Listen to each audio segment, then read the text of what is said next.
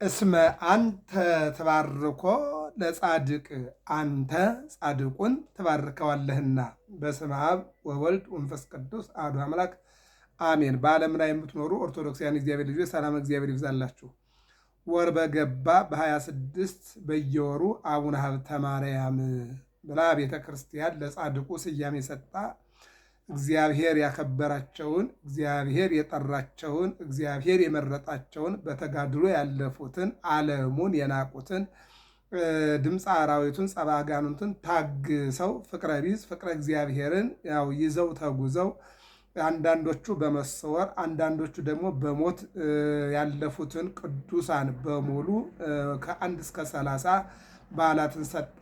365 ቀናትን ካከበራቸው ከክርስቶስ ጋራ ከእናቱ ከቅድስት ድንግል ማርያም ከመላእክት ከጻድቃን ከሰማዕታት ጋራ በዓላትን ታከብራለች። በዚህ በ26 ጻድቁ አቡነ ሀብተ ማርያም ብላ ታከብራለች። ይህን መዝሙረኛው ልበ አምላክ ዳዊት በመዝሙር 5 ቁጥር 12 ላይ እንደዚህ ይለናል። እግዚአብሔር ጻድቁን ይባርካል። አንተ ጻድቁን እስመ አንተ ተባርኮ ለጻድቅ ጻድቁን አንተ ጻድቁን ትባርከዋለህ። የሚገርም ነው። ወትባርክ አክሊለ ዓመተ ምሕረትከ አለ ልበ አምላክ ዳዊት። ዓመታትን፣ ዘመናትን፣ ቀናትን፣ በዓላትን አንተ ትባርካለህ፣ አንተ ታከብራለህ። ዘመን መለወጫ ብለን ልደት ብለን ጥምቀት ብለን ፋሲካ ብለን እንድናከብር በዓላትን ባርከህ የምትሰጠን አንተ ነህ ይልና ልበ አምላክ ዳዊት። አሁን ደግሞ እስመ አንተ ተባርኮ ለጻድቅ ጻድቁን አንተ ትባርከዋለህ። ጻድቁን በባረከበት ቡራኬው እኔንም እናንተንም እንዲባርከን የአምላካችን የእግዚአብሔር መልካም ፈቃድ ይሆንልን። ምንድን ነው የሚለው? ስምህንን የሚወዱ ሁሉ በአንተ ይመካሉ። ማንን? ስምህን የሚወዱ ሁሉ የማንን? የእግዚአብሔርን ስም። አባ ጊዮርጊስ ዘጋስጫ ኢየሱስ ክርስቶስ ጡመ ስም ለዘይጼዎ፣ ስሙን አምኖ ለሚጠራው የኢየሱስ ክርስቶስ ስሙ ኢየሱስ የሚለው ጣፋጭ ነው። መድኃኔ ዓለም የሚለው ጣፋጭ ነው። ክርስቶስ የሚለው ጣፋጭ ነው። ስሙን አምኖ ለሚጠራው ጡመ ስም ለዘይጼዎ፣ ስሙን ለሚጠራው ስሙ ጣፋጭ ነው ይልና ኢየሱስ ክርስቶስ ህብስተ ሕይወት ለዘይበሉ፣ አምኖ ለሚበላው የሕይወት ምግብ ነው፣ የዘላለም ምግብ ነው።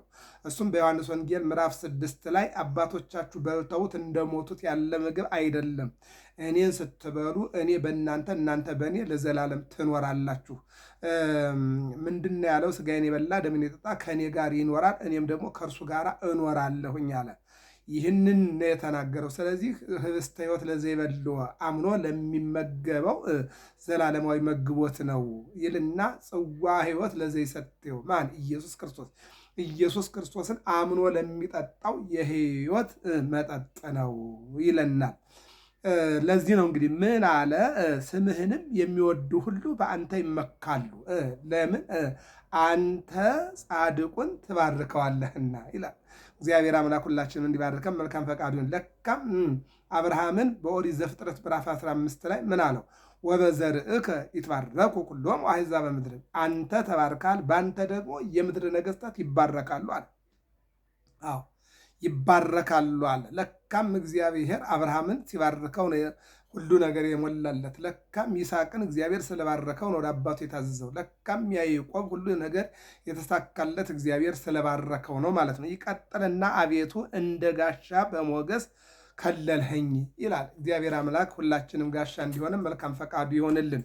ይህን ነው የሚናገረው። እንግዲህ አንተ ጻድቁን ትባርከዋለህ። አዎ ጻድቅ ማለት እውነተኛ ማለት ነው። በእውነት የሚኖር ስለ እውነት የሚጓዝ እውነትን የሚናገር እውነትን የሚያስብ ማለት ነው። ጻድቅ ማለት የተለየ ማለት ነው። ከኃጢአት የተለየ፣ ከአመፃ የተለየ፣ ከፍቅረ ነዋይ የተለየ፣ ከፍቅረ ሲመት የተለየ፣ ከፍቅረ ጸብ የተለየ፣ ጸብን የሚወዱ ሰዎች ስላሉ ከነሱ የተለየ፣ ይልቁንም ደግሞ ከዓለም ባህሪ የተለየ፣ ከሚታዩ ሰዎች ተወልዶ ከሰዎች ባህሪ ለየት ያለ ምድራዊ ሰው ሆኖ እንደ ሰማያውያን መላእክት በምስጋና የሚኖር ቀኑንም ሌሊቱንም እግዚአብሔር በማመስገን የሚኖር ጻድቅ ማለት አንተ ጻድቁን ትባርከዋለህ። እግዚአብሔር ያልባረከው ጻድቅ ሊሆን አይችልም። እግዚአብሔር የባረከው ሁሉ ደግሞ ሁሉ ይሳካለታል። ይህንን ምን አለ ልበ አምላክ ዳዊት? እስመ አንተ ትባርኮ ለጻድቅ ደግሞ ይላል አንተ አይሰርኮ ለእቡይ፣ ክፉውንም አንተ ታስረዋለህ፣ አመፀኛውንም አንተ ታስወግደዋለህ፣ ጻድቁን ደግሞ ትባርከዋለህ አለ። አዎ ትባርከዋለህ፣ ትዕቢተኛውን ታወርደዋለህ፣ ትሑቱን ደግሞ ከፍ ታደርገዋለህ፣ የተራቡትን ትመግባለህ፣ የጠገቡትን ደግሞ ታስወግዳለህ አላው። አንተን ተስፋ የሚያደርጉትን እነሆ ትጎበኛቸዋለህ፣ በአንተ የማይታመኑትን ደግሞ ታስወግዳቸዋለህ አለ ልበ አምላክ ዳዊት። አዎ እስመ አንተ ትባርኮ ለጻድቅ፣ ጻድቁን አንተ ትባርከዋለህ። እግዚአብሔር ጻድቅን የሚባርክ አምላክ ስለሆነ ማለት ነው። ይህንን ነው የሚነግረን። ስለዚህ ዛሬ ሀብተ ማርያም በ26 ወራዊ መታሰቢያ አባ ሀብተ ማርያም ነው። አባቱ ፍሬ ቡሩክ፣ እናቱ ዮስቲና፣ ሀገሩ ኢትዮጵያ። ኢትዮጵያ ሀገረ እግዚአብሔር። አዎ ኢትዮጵያ ሀገረ እግዚአብሔር ናት።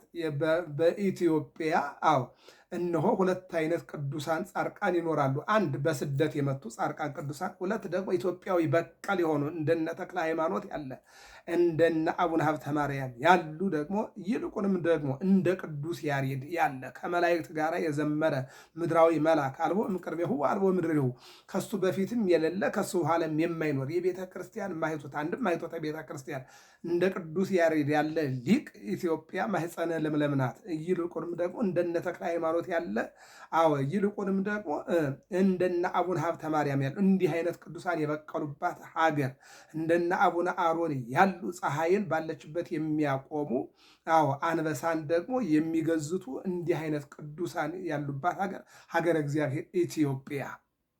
አዎ ይልቁም ደግሞ ወደድናት አዎ አየናት እያሉ ቅዱሳን የመሰከሩላት ሀገር ሀገረ እግዚአብሔር፣ ቅዱሳንን ተቀብላ ያስተናገደች እንጂ የአንዱን ቅዱስ የአንዱን ሰማዕት እንኳን አንገት ያላስቆረጠችና አንዱንም ያላሳደደች ስደተኞችን ተቀብላ ያስተናገደች ሀገር ኢትዮጵያ።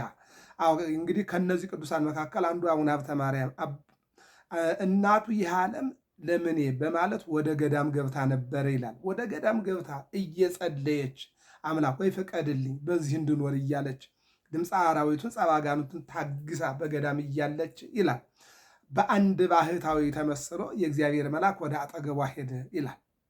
አዎ አቤሜሌክን ያጽናና መልአክ ከ66 ዓመት በኋላ ኢየሩሳሌም ጠፍታ ሲደነግጥ ከድንጋጤው እንዲመለስ ከባሮክና ከኤርምያስ ጋር በተለያየ መልኩ አገናኝቶ ከ70 ዓመት በኋላ ስደተኞች ከባቢሎን ወደ ኢየሩሳሌም እንዲመለሱ ያደረገ ታላቅ መልአክ እናቱን ገዳም ውስጥ ገባና አናገራት ይላል።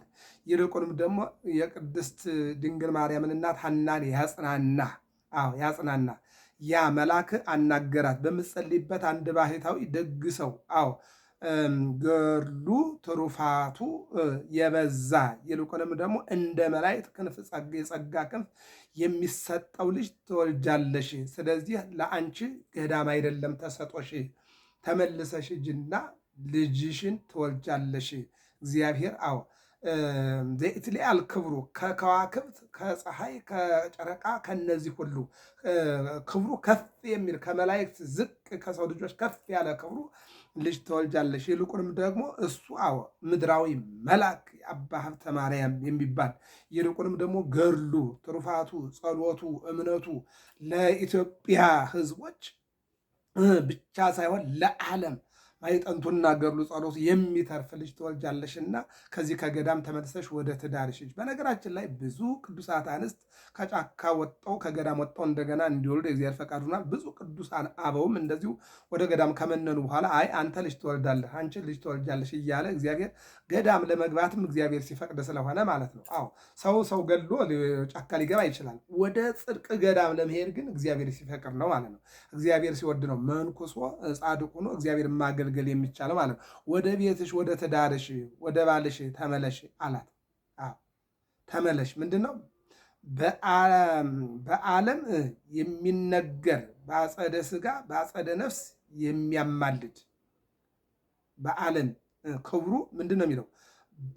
በምትጸልይበት በአንድ ባህታዊ ደግ ሰው ገድሉ ትሩፋቱ በዓለም የሚነገር ገድሉ ትሩፋቱ አሁን እንደምናየው ማለት ነው። መቼም ዛሬ አቡነ ሀብተ ማርያም ገድል ማይጠንቱ ጸሎቱ ጸበሉ የማይነገርበት የለም። ስለዚህ ምን ያላት ባህታዊ ተመስሎ መላኩ ማለት ነው ደግ ሰው ገድሉ ትሩፋቱ በዓለም የሚነገር በአጸደ ስጋ በአጸደ ነፍስ የሚያማልድ የሚገርም ነው። እንደ መላእክት ጸጋ ክንፍ የሚሰጠው ልጅ ትወልጃለሽ፣ ወደ ቤትሽ፣ ወደ ትዳርሽ፣ ወደ ባልሽ ተመለሽ አላት። ይህን ነው ያለው። ግዴታ ነው።